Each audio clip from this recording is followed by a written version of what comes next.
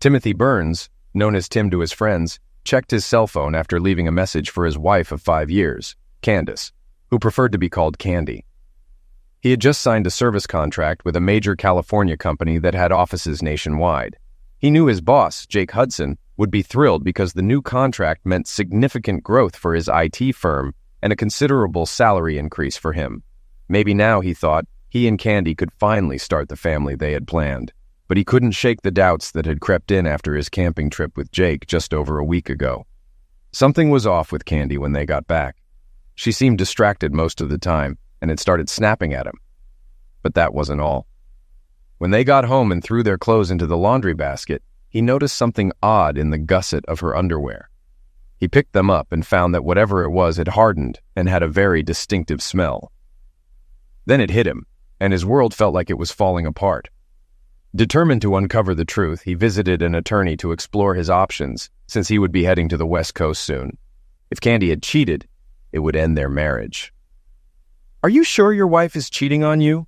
asked Ruby Hawkins, a family law and divorce lawyer recommended by a friend who had just divorced his wife for cheating. "Not 100%, Tim replied, "but I need to know, and if she is, I want a divorce." "Most divorces in this state happen without anyone being at fault," Ruby explained. "You can file on the grounds of infidelity, but you'll need solid evidence." "Like photographs or videos?" Tim asked. "Exactly," Ruby said. "I can hire an investigator to follow her and find out for sure if you'd like." "Yes, please," Tim agreed. "What can I expect during a divorce?" he asked. "Since she earns about the same as you from your teaching job, you likely won't have to pay child support," Ruby explained. "You don't own any property and have no children, so assets will be split 50-50. You keep your pension and she keeps hers. If we can prove infidelity, we'll use that to secure a favorable outcome. I'll start the paperwork and send it once we have the evidence." "Okay," Tim said. "Let's do it. I'll be out of town for about 3 days, so I think that's when she'll probably do it." Ruby called her investigator, Marvin Johnson, who suggested Tim install a tracking app on her phone. He also gave Tim a device to record phone calls on his landline and an audio recorder to hide in her purse. Tim hated doing this, but he needed to know the truth. There were other signs, too. Ever since the camping trip, Jake had been more arrogant and condescending, almost like he knew something Tim didn't.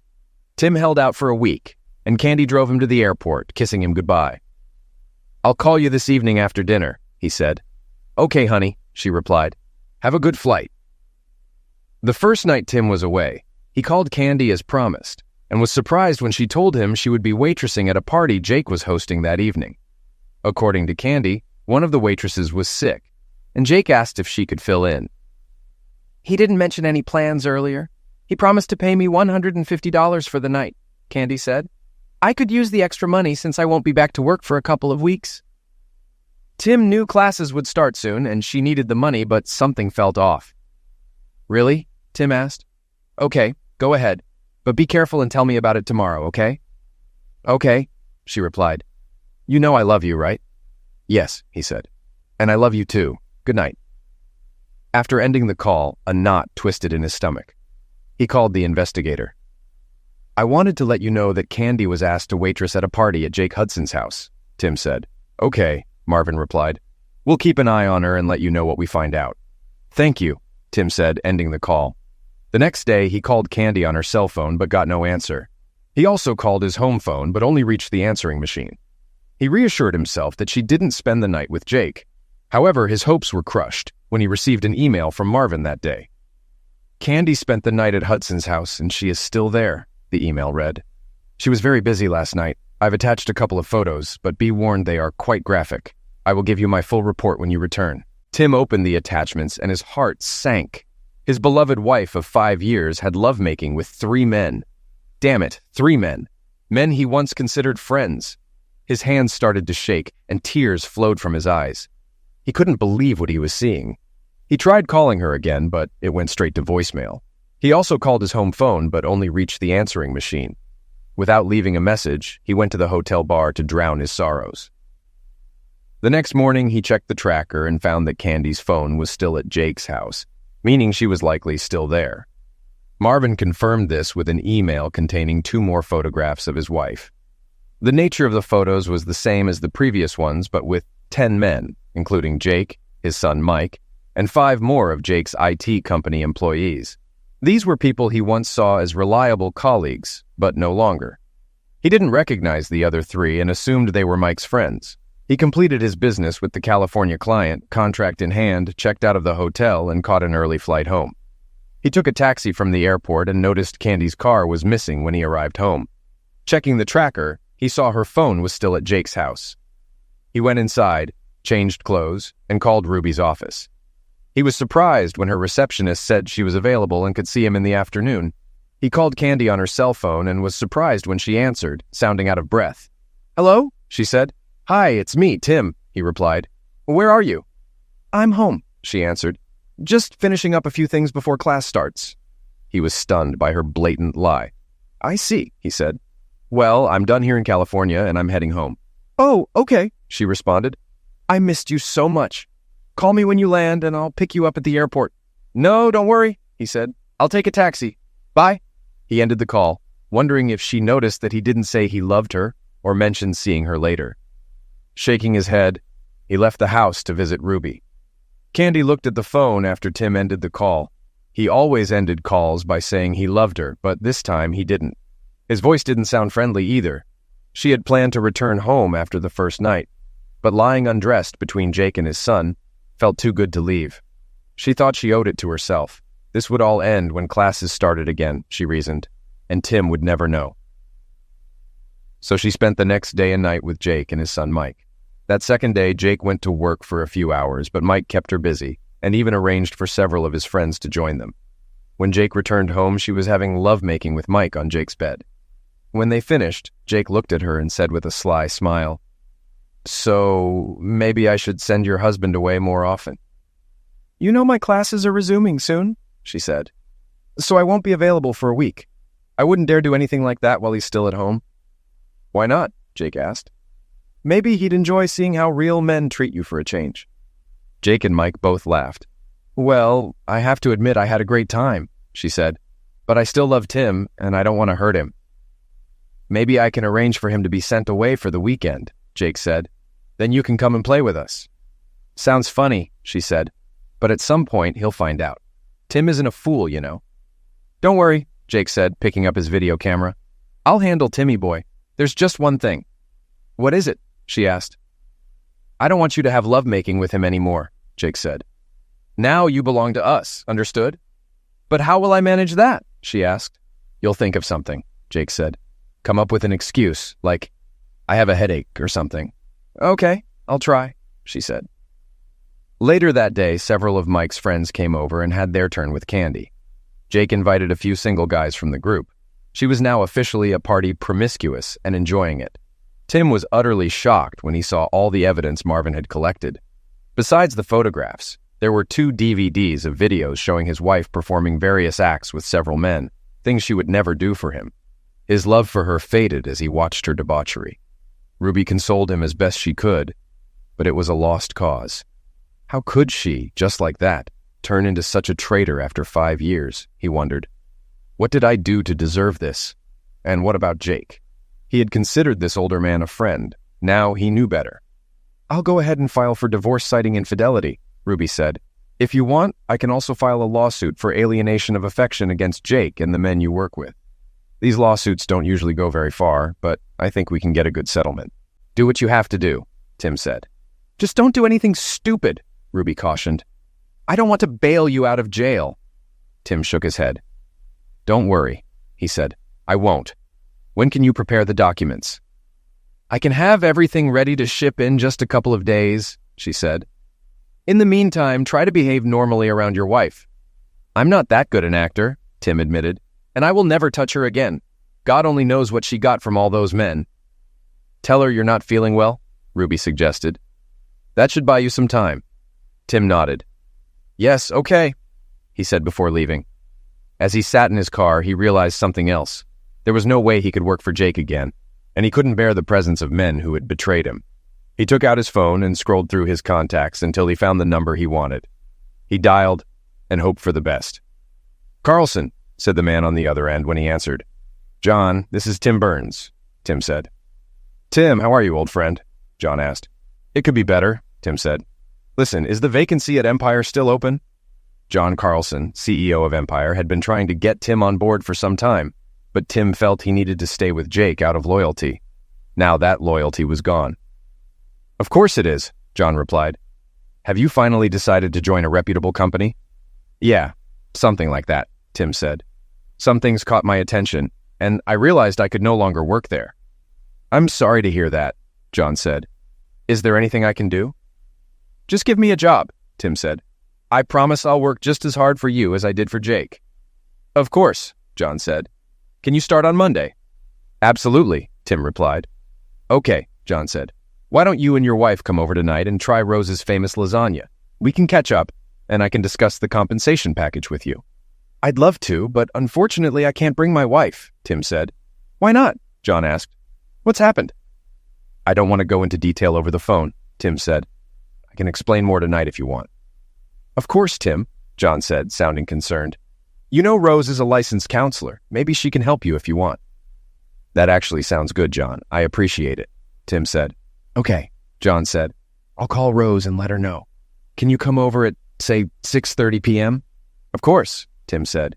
Today at 6:30. Thanks again, buddy. With pleasure, John said. They ended the conversation, and Tim felt a huge weight lift off his shoulders. He started the car and headed home. When he got there, he noticed Candy still hadn't returned from Jake's house. He grabbed his briefcase and went inside. After taking a shower and changing clothes, he sat down at the computer to write his resignation letter. Candy finally arrived around 5 p.m. and saw her husband at the computer. She went to kiss him, but he turned away, so she ended up kissing him on the cheek. Surprised, she looked at him before speaking. Everything is fine? She asked. Not really, he said. I don't feel well. Maybe it's jet lag or something. I don't know. I'll sleep on the futon when I get back tonight. Will you come back? She asked. Where are you going? I'm meeting someone for dinner, he said. Are you dating a woman? She asked, concerned. You mean, am I cheating on you? He asked. No, I never cheated on you in all the time we were together, and I have no intention of doing it now. Can you say the same? She recoiled in horror. Does he know? She wondered. No, he could never have found out. Of course I can, she said. Tim wasn't convinced. So, how was your trip to California? She asked, trying to change the subject. Successful, he said. How was your little job at Jake's house? Everything went well, she said. Even when it was hard, it was still fun. I bet, he said flatly. He looked at his watch before speaking again. I guess I'll go, he told her before saving his work and turning off the computer. He stood up, walked past her without a word, and headed to the master bedroom to change into something less casual. When he came out, Candy was sitting on the sofa. How long will you be gone? She asked. I don't know, he said. Don't wait up for me. Bye. He grabbed his keys and headed to the door. She couldn't help but notice he didn't kiss her or say he loved her, something he always did when leaving the house. Seeing his car drive away, she picked up the home phone and called Jake, unaware that the conversation was being recorded. Jake, I think he knows something, she said. What makes you think that? Jake asked. He didn't touch me at all, she said. Usually he always kisses me and says he loves me, but he didn't. He seemed so cold and just left, saying he had a dinner appointment. With whom? Jake asked. He didn't say? No, he didn't, she said. Jake, what if he knows? What if he plans to leave me?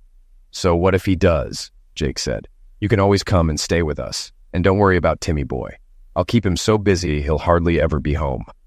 But I don't want to lose him, Candy exclaimed. I love him. Jake laughed loudly. Yes, you've shown us all how much you love him over the past 2 days, haven't you? Jake asked.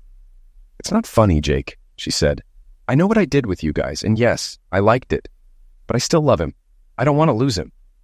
Yes, exactly, said Jake. Let him get this out of his head. After a while, he'll come around, and if he doesn't, well, we can do something about it too. You're not going to hurt him, are you? She asked. Not in many words, Jake said. We just have to show him how things will be from now on, and you will help make this happen. What? Candy asked in shock. When the time comes, you will help us explain everything to him. Remember who you belong to. Now, I'm sure you wouldn't want the school board to see the video footage we have of you. You wouldn't dare, Candy said. Oh yeah, but I'd love to, Jake said. I have a video of you on a hike and plenty of videos of you in very compromising positions. Your rear literally belongs to me, so you need to keep little Timmy in line. Feeling trapped, Candy gave in. Okay, Jake, she said, but don't hurt him. Jake chuckled over the phone. Yes, as you say, he said, ending the conversation. Tim drove up to the large 2-story house where John and Rose Carlson lived. He got out of the car, grabbing a bottle of wine he had picked up on the way. John opened the door as he rang the bell and graciously accepted the wine. Come in, Tim, John said with a smile. And thanks. This will be put to good use tonight. John led Tim to the dining room where Rose was waiting with her lasagna. Tim, please meet my wife, Rose, John said. Rose, this is Tim Burns, our new customer service representative. Tim shook Rose's hand while John opened the wine. Nice to meet you, Tim, Rose said with a smile. Glad to meet you too, Rose, Tim said. Please call me Rose, she said. Mrs. Carlson sounds so official. They took their places at the table, and Rose served lasagna while John poured the wine. Tim had never tasted such delicious lasagna and expressed his gratitude. This is the best lasagna I've ever eaten, he said. I'm glad you like it, Rose said. This is one of my signature dishes. So, Tim, I don't want to pry, but I'm curious as to why you decided to leave Jake so quickly, John said. Something happened, Tim nodded before starting. Yeah, something happened. Please, Tim, tell us about it, Rose asked. Tim took a moment to collect his thoughts before telling them the story. Damn, John said. That's chilling. I really sympathize with you. Something similar happened to me, but the circumstances were different. So what are you going to do now besides changing jobs? I've met with a lawyer and I'm filing for divorce, Tim said. My lawyer says it will be an even split. What about counseling? Rose asked. Did you consider that? This has gone too far, Tim said. I don't know what got into Candy. It's like she flipped a switch and suddenly became promiscuous. I never thought she had it in her. How are you coping with all this? Rose asked. Not too well, Tim said. My lawyer says I should try to act normally around Candy, but it's very difficult. I can't even look at her. Maybe you should see a psychologist, she suggested. I can do that, Tim said. Trust me, Rose is the best in the business, John said. I think she can help you get through this if you want. Plus, it's included in your benefits package. That's definitely a plus, Tim said, laughing. I'm serious, John said. Rose was a godsend when I needed her. I know she can help you too. He turned to Rose. What do you think? Can you fit it into your schedule? Of course, she said. I think an hour a week should do the trick. What do you say, Tim? Tim thought about the proposal before answering. Okay, I'll do it, he said. John smiled and patted Tim on the shoulder. Good man, he said. I'll make sure you have the time necessary for consultation. Coordinate with Rose and let me know what you come up with. I'll do that. Thanks, Tim said. Now, if you don't mind, honey, Tim and I will retire to my office to discuss his new job, John said. I don't mind at all, she replied with a smile. And I'm looking forward to working with you too, Tim. Thank you, Tim said, standing next to John. They moved to John's home office where he poured them each a glass of brandy. They spent the next 2 hours discussing his new role. By the time they finished, Tim felt like he was taking control of his life again. He shook John's hand and headed back home. It was around 10 p.m. when Tim arrived at his house. He saw that the lights were still on. He hoped Candy was there alone. He got out of the car, walked into his house, and saw Candy sitting on the sofa. So, how did your little meeting go? She asked. Very good, thank you, he said. Now, if you don't mind, I'll go to bed. Good night. He went into the second bedroom where his computer was and began to undress. Are you sleeping here now? Candy asked from the door. Yes, Tim said. I'm still not feeling well, so I'll sleep on the futon. Is this a problem? No, I guess not, she said. It's just that you've been gone for 3 days, and I was hoping that we could, play a little. I'm not in the mood today, Tim said. In fact, the thought of touching her made him feel disgusted. Okay, she said quietly. Maybe tomorrow. I don't know, he said. We'll see. She nodded and turned away, wondering if he knew anything about her recent actions. The next day, Tim got up before Candy, grabbed his resignation letter, and poured himself a cup of coffee. He saw Candy's purse on the kitchen table, grabbed the audio recorder, and downloaded the recording of yesterday's phone call. He left the apartment without saying goodbye or telling Candy he loved her. She heard the door close as he left and went back to bed, tears rolling down her cheeks. When he got to the office, he barely spoke to anyone. He greeted his secretary, then walked into his office and closed the door. He was gathering his things when Jake walked in. "What is this?" Jake asked. Tim reached into his briefcase and pulled out 2 envelopes. "One of them is a signed contract from California," he said, "and the second is my resignation, effective immediately. I believe you owe me a bonus for securing the California deal, along with my final salary and remaining vacation pay." "Resignation?" Jake asked in shock. "What the hell? Why are you leaving? I need you." "Seriously?" Tim asked. "You really don't know why? Do you think I'm stupid?" "Some things caught my attention and I decided I couldn't work here anymore. So I got a job at another company. I'll be leaving in a few minutes, then heading to HR." "Wait, Tim, can't we talk about this?" Jake asked. Tim shook his head. "There's nothing to talk about, Jake," Tim said. "I'm over it. Finished. I considered you my friend, but you stabbed me in the back and ruined my marriage. You can find someone else to betray." "So that's what this is about," Jake said. "Well, just so you know, your wife was more than willing to have lovemaking with me. We shouldn't let something like this ruin your career. Just go with the flow for a while. Let Candy sow some wild oats, and when she's done, she'll be all yours again." "Do you really think I would agree to something like that? By the way, how long have you been having fun with her?" "Well, the first time was at the campsite," Jake said, "on the second day when you and the others were skiing. And you should know that she pestered me that day. She even told me I'm bigger than you. She begged me to have lovemaking right there." Tim never turned down Candy. He tried several times, but he just couldn't do it. He couldn't explain why, and Candy never mentioned it. "And this was around the time you suddenly forced me to leave to take care of some things at the office, wasn't it?" Tim asked. "You wanted to get me out of the way so you could have lovemaking with my wife?" Jake grinned and nodded. "Yes, so what?" he asked. Tim wasn't done yet. "And this whole thing about hiring her as a waitress at your party was just another excuse to get her into bed, wasn't it?" Tim asked. "Yes, it was. So? So what?" Jake asked. Tim took out his phone and stopped the audio recording he had started when Jake entered the office. "Thank you for your confession," Tim said. "Now, if you don't mind, I'm done packing. I'll go to the HR department and won't bother you." "Wait," Jake said. "You can't use this recording." "We'll see," Tim said. "I'm leaving. Goodbye, Jake. You'll rot in hell." "Wait, you forgot something," Jake said, picking up the photo of Candy that Tim kept on his desk. "I haven't forgotten," Tim said. "I don't want it. You and your son want this traitor so badly, you can have her. I'm done with her and with you. Goodbye." With these words, he left the office. Jake watched Tim walk away, wondering what just happened. How did Tim find out what he and his son did to Candy? "What do you mean he resigned?" Candy asked when Jake called. "He just handed me the signed contract and resignation letter and left," Jake said. "He knows, Candy. I don't know how he knows, but he knows."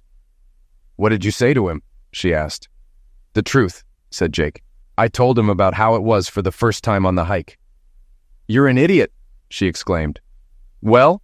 he asked. "I told him," Jake said. "He also left a photo of you, which he kept on his desk. He said he didn't need it."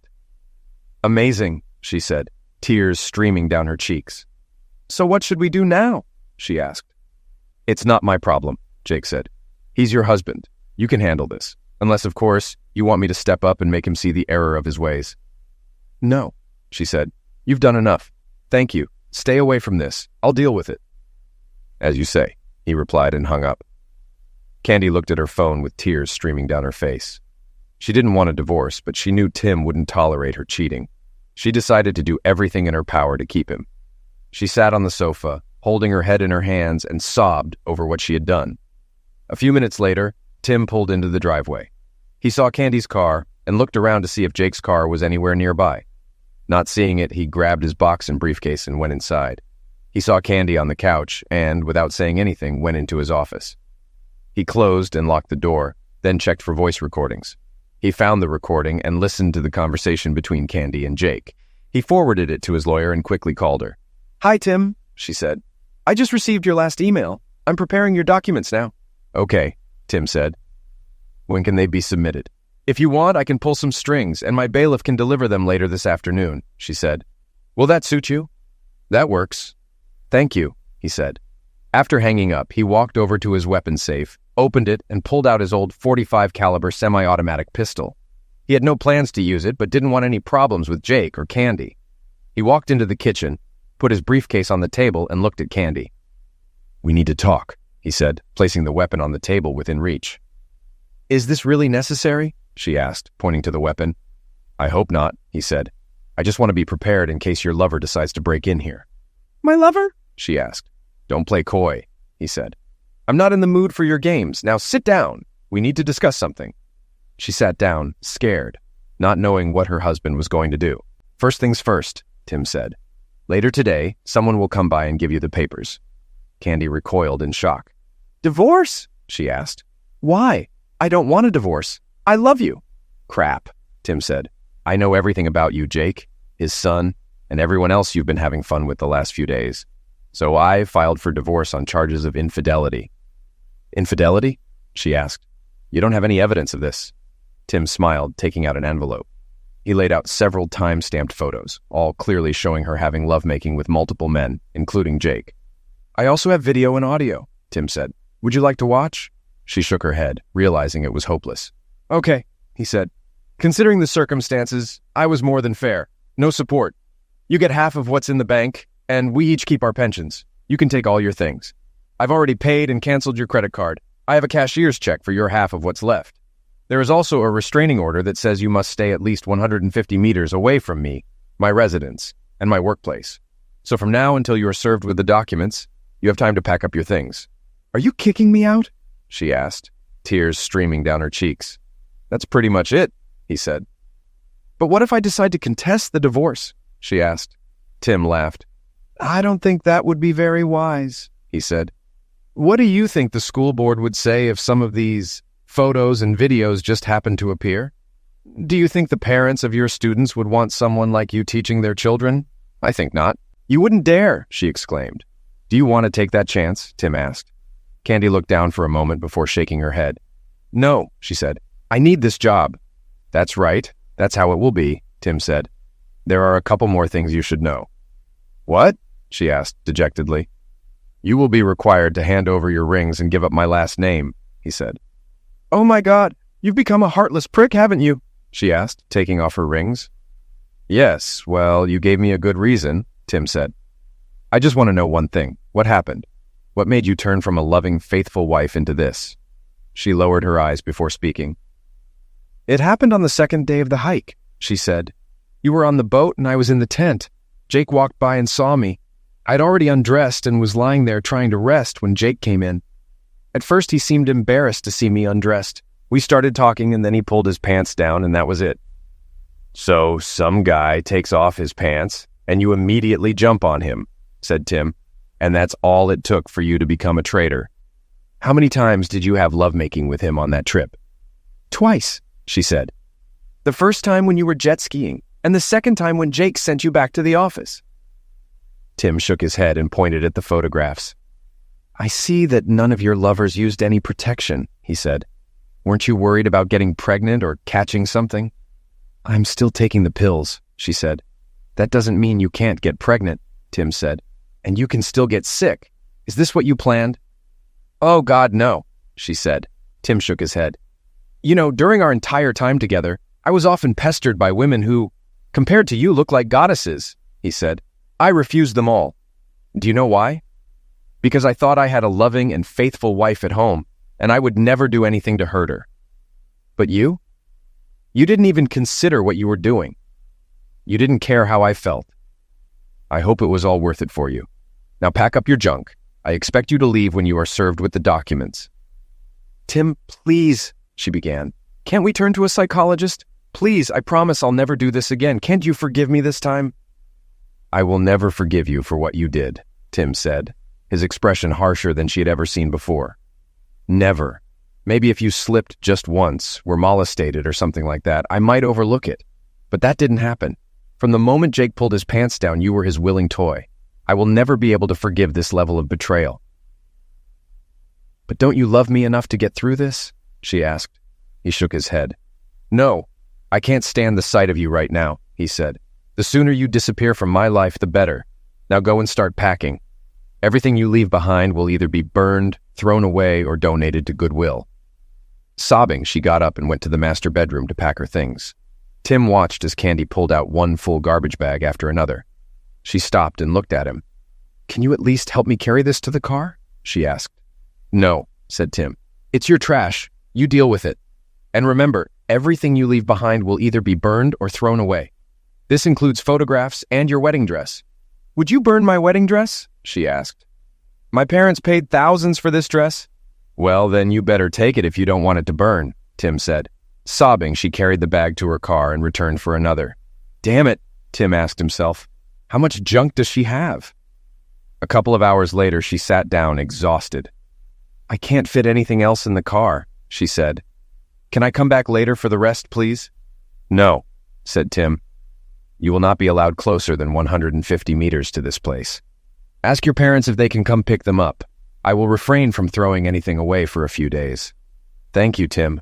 I appreciate it, she said. Oh my God. I was just wondering, what am I going to tell my parents? Try telling the truth for a change, Tim said. Tell them you cheated on me with my boss and others and I threw you out. Seriously? She asked. They will disown me if I do this. That's not my problem, Tim said. But it will be much worse if you try to paint me as the bad guy. You know how your parents feel about lying.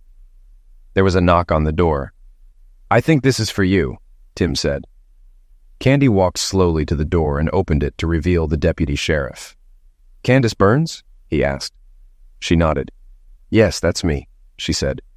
Do you have any identification? He asked. She took out her driver's license and showed it to him.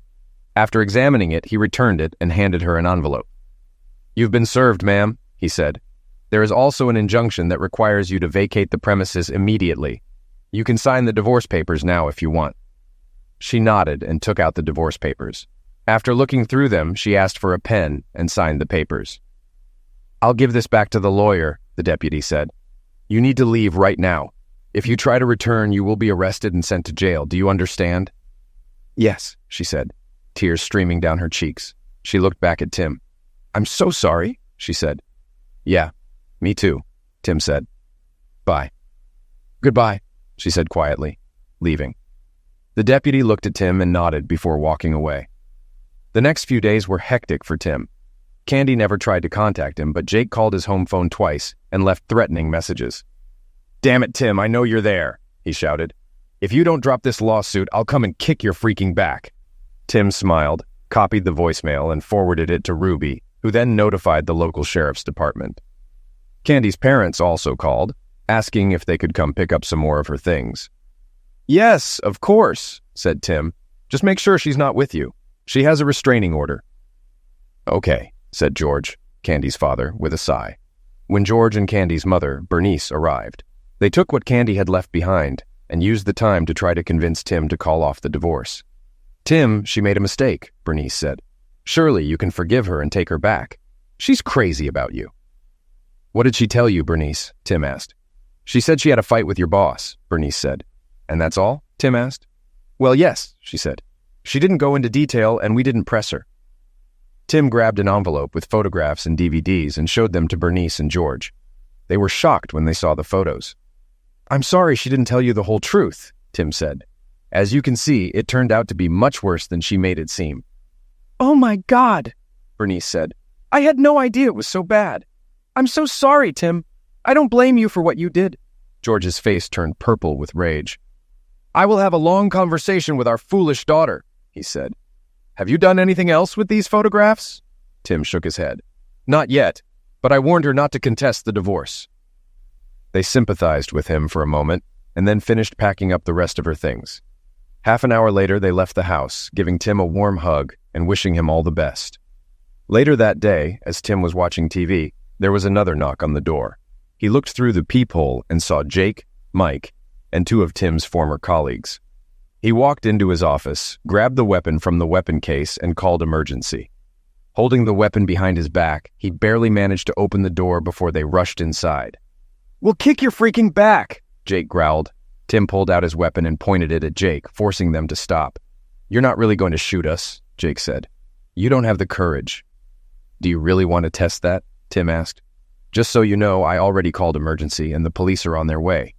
If you're here when they arrive, you'll be arrested for violating the restraining order. Jake, I think he's serious, said one of the other men. Jake looked at him, then turned back to Tim. At that moment, they all heard a siren nearby and saw flashing red and blue lights. Yes, Jake, I'm serious, Tim said. They turned to leave, but two large, uniformed police officers stood in the doorway. Tim lowered the weapon. "Put the weapon down, sir," one of the officers said. Tim obeyed, placing the weapon on the kitchen table. "Officer, these people are violating the restraining order," Tim said. "They broke into my house and threatened me. I want them arrested." "Do you have a copy of the order?" asked another policeman. Tim nodded. "I have it, officer," Tim said. He pulled out an envelope from the kitchen table and handed it to the officer, who carefully studied the order. After a few moments, he returned it to Tim and turned to the four men. "Turn around and put your hands behind your back," the officer said.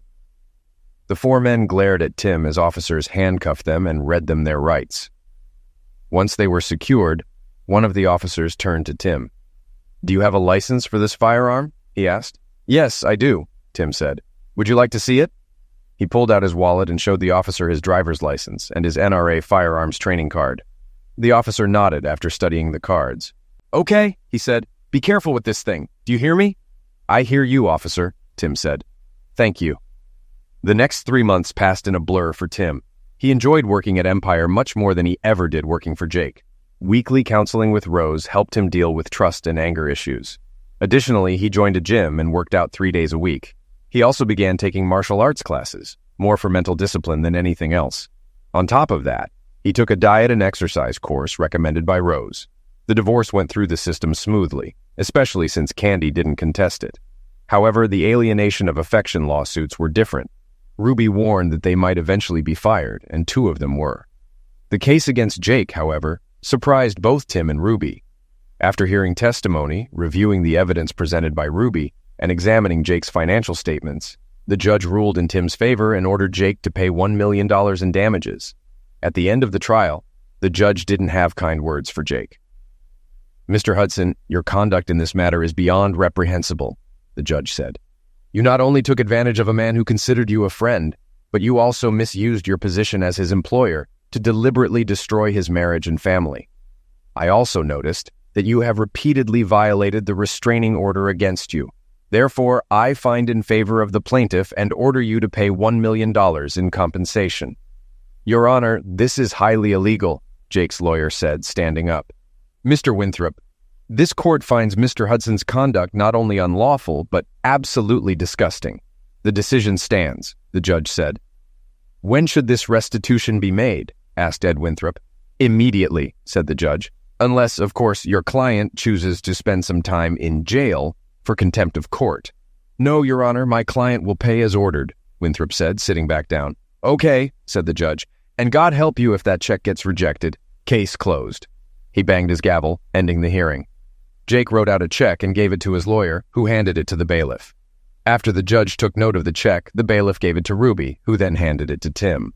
To Tim's surprise, the check was honored by the bank, allowing him to pay Ruby her share of the judgment. While working at Empire, several of Jake's clients contacted Tim. Word of the lawsuit spread widely, and many companies were hesitant to continue doing business with someone who intentionally ruined another man's marriage. They believed that a person who would deliberately destroy a friend's marriage couldn't be trusted. With the way things were going, Tim believed Jake would go bankrupt within a year. Throughout this time, Tim refused to go on dates, despite interest from several nice women at the company.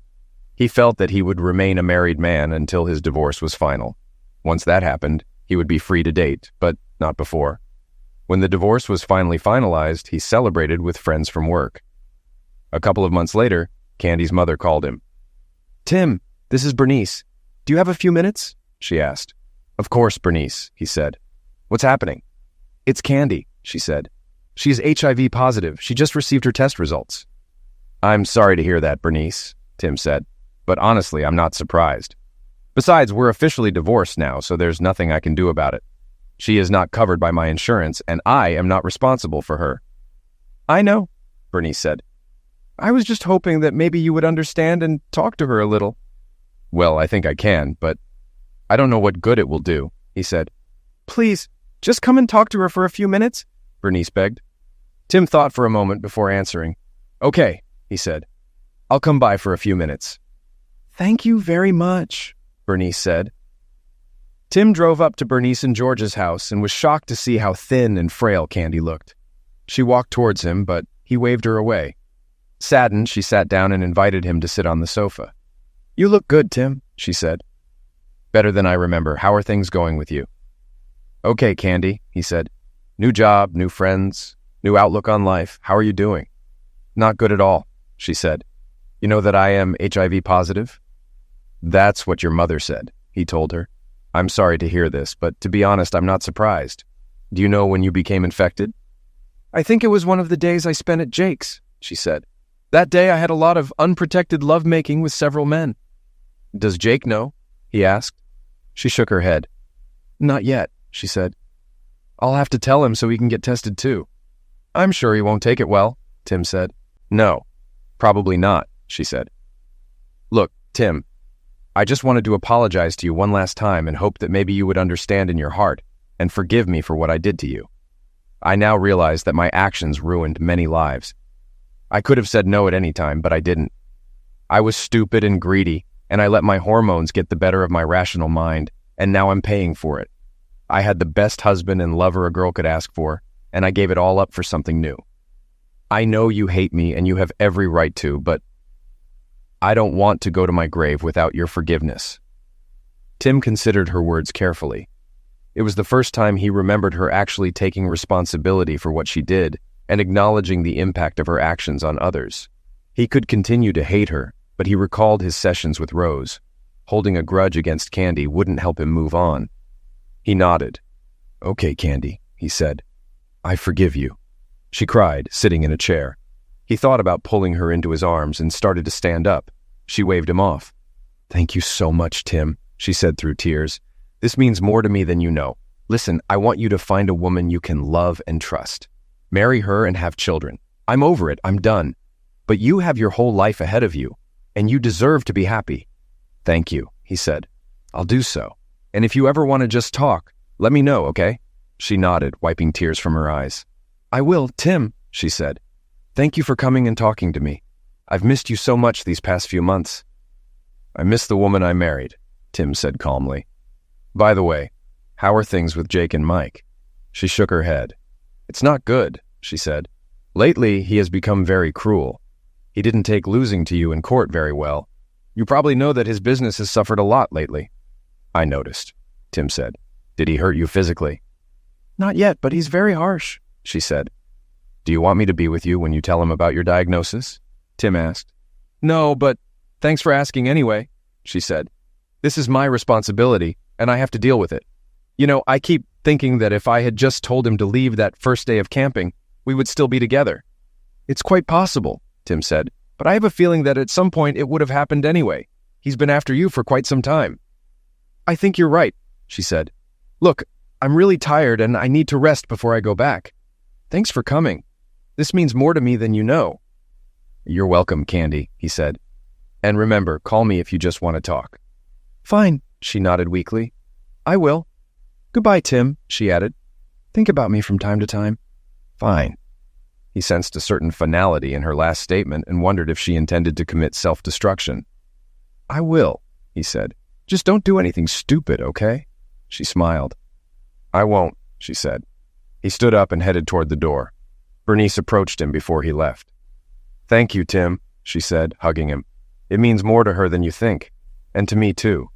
"You're welcome, Bernice," he said. "Keep an eye on her, okay?" "I will," she said. A couple of weeks later, Tim was sitting on his couch, eating dinner and watching the evening news, when he heard a report that caught his attention. The bodies of a local businessman, his son, and a woman believed to be the man's mistress were found earlier today in what police believe was a double homicide self-destruction, the presenter said. Jacob Hudson, president and founder of Hudson Consulting, along with his son and a woman who has not yet been identified, were found dead. All three were sufferers of fire shot wounds, authorities said. Police are investigating the incident, and more details will be provided as they are released. After recovering from his initial shock, Tim called Bernice. She was sobbing when she answered the phone. "Bernice, what's going on?" he asked. "We just got word that Candy is dead," she said. "It looks like that prick Jake shot her, then his own son, and himself." "Oh my God," Tim said. "I saw the news report and hoped it wasn't her. I'm so sorry." "That's her," Bernice said. "Do the police have any idea why this happened?" Tim asked. "They're not 100% sure," she said. but I'm pretty sure she told Jake about her HIV, and he lost his mind. They're now conducting an autopsy." "I'm really sorry, Bernice," Tim said. "I want you to know that I never wanted this to happen." "I know, Tim," she said. "Candy made her own bed and paid for it. Still, it's hard to lose your only child like that. I'm just glad you were able to make peace with her. I like to think she's in a better place now." "Fine. Let me know if there is anything I can do," he said. "Thank you, Tim," she said. Candy's memorial service was held a couple of weeks later, and Tim took the day off work to be there with her parents. According to the autopsy results, both Jake and Mike, like Candy, were found to be HIV positive.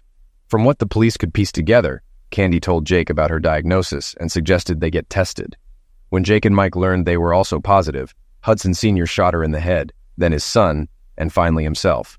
Tim spent several days mourning Candy's end of life, remembering the good years they had spent together. Then one day, out of the blue, he received a visit from Cynthia Stone, another representative who worked on his team. "Hello, cowboy," she said. "Would you like to join us for happy hour tonight? You look like you could use some company." Tim thought about it for just a moment.